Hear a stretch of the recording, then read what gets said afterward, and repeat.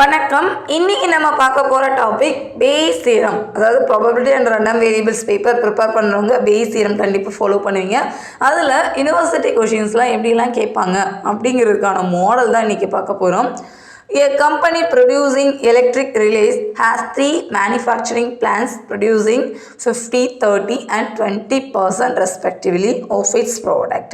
So manufacturing company இங்கே 3 கம்பெனியில் 3 plants producing that is value கொடுத்துருக்காங்க. ஸோ இவ்வளோ கொடுத்துருக்காங்க. Suppose that the probability that a relay manufactured by those plants is defective. So ஒவ்வொரு பிளான்ட்லேயுமே defective கேசஸும் exist ஆகுது. அதோட possibilities plant 1, plant 2, plant 3ல கொடுத்துருக்காங்க. 0.02, 0.05 and 0.01 respectively. If a relay is selected at random found put defective இருக்குன்னா what is the probability that it was manufactured by plant 2?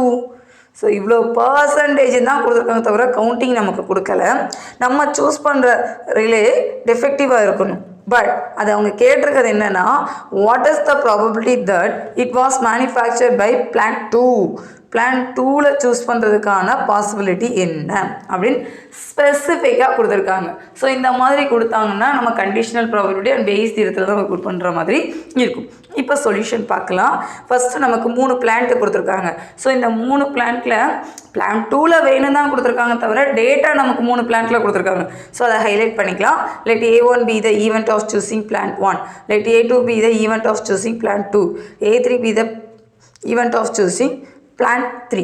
that is அதோட டேட்டாலாம் கொஷினில் என்ன கொடுத்துருக்காங்களோ அதையும் எடுத்து எழுதிக்கலாம். P of A1 பர்சன்டேஜ்னு கொடுத்ததுனால நமக்கு கொஷினில் ஃபஸ்ட் லைன்லேயே கொடுத்துருக்காங்க 50, 30, 20% ரெஸ்பெக்டிவ்லி. ஸோ பர்சன்டேஜில் தான் கொடுத்துருக்காங்க. அப்போ நம்மளும் அதே டேட்டாலே எடுத்துக்கலாம். 50/100 0.5, P of A2 30/100 0.3, P of A3 20/100 0.2. So note பண்ணிக்கலாம். இப்போ நமக்கு கேள்வி கேட்டதுக்கு வரலாம். அண்ட் ப்ராப்ளத்தில் வேறு என்ன கொடுத்துருக்காங்க, டிஃபெக்டிவ் ஆர்டர் கொடுத்துருக்காங்க. ஸோ டிஃபெக்டிவ் ஆர்டர் ஃபஸ்ட்டு பிளான்ட்டில் டிஃபெக்டிவோட வேல்யூ டிஃபெக்டிவாக நம்ம பின்னு எடுத்துக்கலாம். So P of B given A1ஓட வேல்யூ 0.02. அடுத்து செகண்ட் பிளான்ட்லனா 0.05, தேர்ட் பிளான்ட்லனா 0.01. இது எல்லாமே கிவன் டேட்டா தான். ஸோ கிவனில் 3 பிளான்ட்டோட டிஃபெக்டிவ் ரேஞ்ச் கொடுத்துருக்காங்க, எழுதியாச்சு. அடுத்து the probability that it was manufactured by plant 2. they are asking only plant 2 value. plant 2னா Bயில் code பண்ணும். அந்த டிஃபெக்டிவ் A2க்கு ரெலவெண்ட்டாக எப்படி வருது அப்படிங்கிறது. அப்போ A1ல் என்ன, A2ல் என்ன, A3ல் என்னென்ன அது ஃபில்டர் பண்ணுற மாதிரி இருக்கும். That is P of B. நம்ம சூஸ் பண்ணுறது அந்த டிஃபெக்டிவ் plant 2க்கான பாசிபிலிட்டி P of B. அப்போ P of B given A1, P of A1 இந்த கண்டிஷன்ஸ் தான் நம்ம எழுதும்போது ஞாபகம் வச்சுக்கணும். 3 பார்ட்லேயும் எவ்வளோ வருதுங்கிறது தான் P of B. இது பேஸ் தியரத்தில் P of B சமேஷன் போட்டு expand பண்ணியிருந்திருப்பாங்க.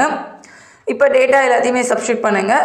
0.02 P of A1 first எழுதணும்ல அந்த value, P of B given A2 இந்த வேல்யூ, A2 இந்த வேல்யூ. ஸோ இது ஒரு கூட் பண்ணால் நமக்கு வர ஆன்சர் தான் 0.027.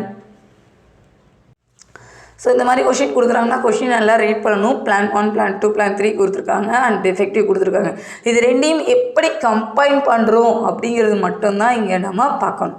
ஸோ அவங்க என்ன கேட்டிருக்காங்கங்கிறத ஒரு தடவை இல்லை 2 தடவை ரீட் பண்ணாலே நமக்கு ஈஸியாக ஆன்சர் கிடைக்கும். வீடியோ ஃபுல்லாக பாருங்கள். உங்களுக்கு ஏதாவது டவுட் இருந்ததுன்னா kanidapadi@gmail.com மெயில் இப்போங்க சப்ஸ்கிரைப் பண்ணுங்கள். உங்கள் ஃப்ரெண்ட்ஸ் எல்லாருக்கும் ஷேர் பண்ணுங்கள். நெக்ஸ்ட் ப்ராப்ளம் நெக்ஸ்ட் வீடியோவில் பார்க்கலாம். தேங்க்யூ.